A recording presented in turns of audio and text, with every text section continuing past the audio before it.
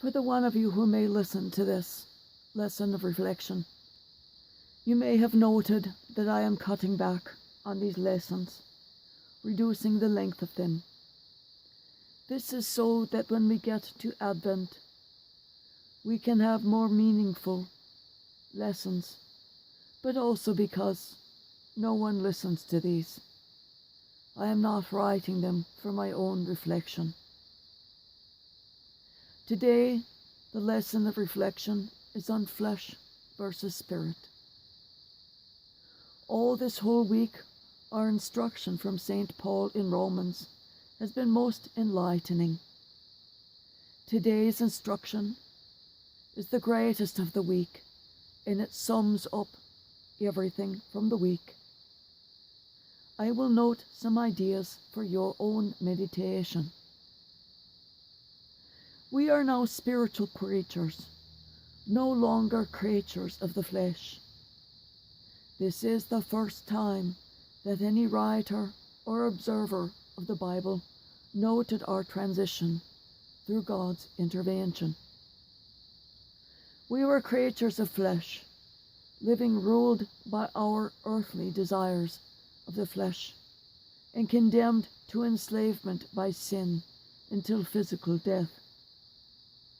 Through God's intervention, we have become creatures of spirit, living righteously, ruled according to God's law, living enslaved to righteousness and in peace to all things of the Spirit. Creatures of the flesh care about only now, about themselves, and about getting the needs of the flesh satisfied. Food, drink, sleep, air, and sex are all of the needs of the flesh.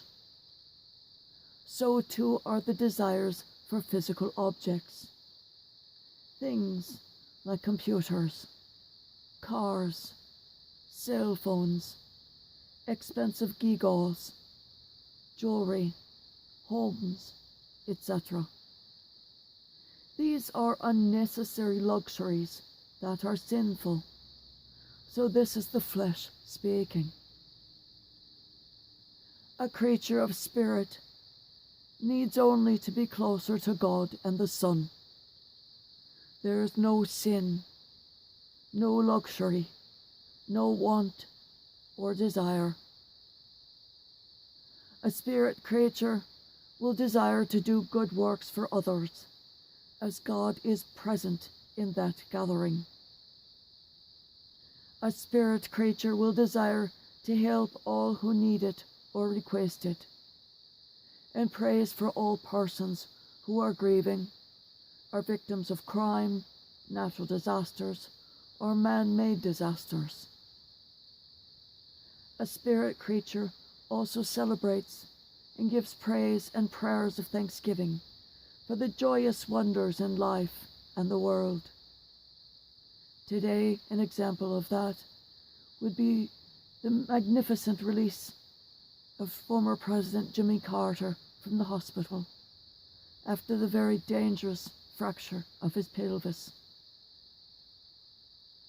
Strive each day to spend more time as a spirit creature than as a flesh creature.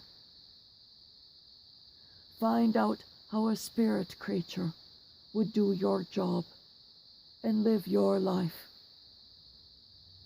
You may find that it can only be done by a flesh creature, in which case you need to find the balance of Christ in your life somewhere, somehow. For Christ wants more of you than just 15 minutes each morning and evening, and maybe an hour on Sundays. Christ loves you all the time, every day. So he'd love to have you, all of your heart, your body, and your mind, all of the time, too. Think of a way that you can be more with Christ and more of the Spirit each day.